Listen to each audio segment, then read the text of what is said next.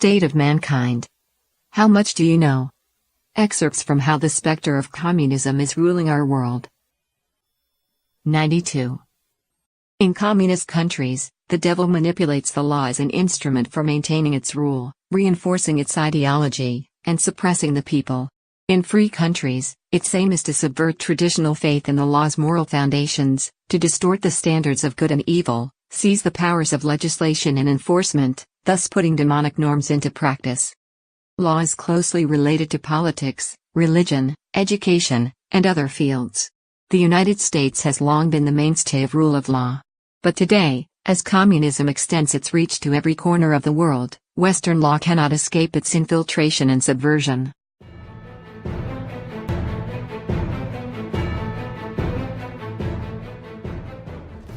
Law based on religion and faith is sacred.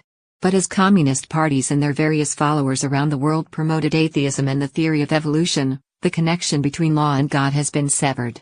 Law has been largely reduced to an instrument of revenge, arbitration, bargaining, and allocation of benefits.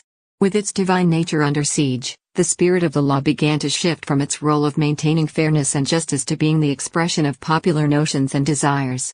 This opened the door for the communist spectre, working through its mortal agents, to pass laws of its choosing in order to undermine society and come closer to its destructive aims. In the United States, the communist influence in social justice and modern liberalism have appropriated the concepts of freedom, progress, and tolerance to alter the moral state of society and with it the moral foundations of the law. Using these causes to reject and destroy the law's moral and religious underpinnings affects what kind of laws can be passed and how they will be interpreted by the judges. Marriage, for example, is considered by traditional faiths to be a holy institution comprising the union of man and wife. Same-sex marriage by definition violates these teachings, and its introduction to society necessitates a shift in the legal definition and interpretation of the laws governing marriage.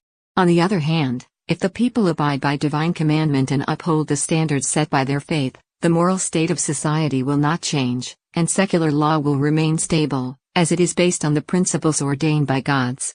If gods held a certain kind of behavior to be immoral 2,000 years ago, it should be immoral today as well. Liberalism, however, rejects traditional belief and moral judgment. It regards morality as a secular agreement that changes according to the development of society.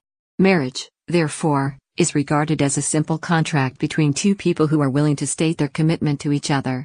Recognition of same-sex marriage is based on the ostensible premise of freedom and progress, but this premise is malleable and will inevitably result in the corruption of the law. Liberalism and progressivism have brought about the separation of traditional morality from justice.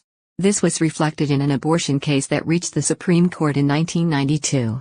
3 justices stated, "Some of us as individuals find abortion offensive to our most basic principles of morality, but that cannot control our decision. Our obligation is to define the liberty of all, not to mandate our own moral code." Put another way, what the justices meant is that the law prioritizes freedom over morality, and the values of liberty and morality are separate.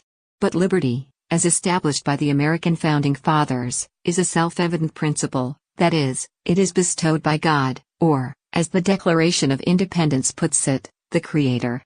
Rejecting the universal standards set by the Creator, in order to increase the range of so-called freedoms, is a method the devil uses to distort the law, and lead humanity to its fall.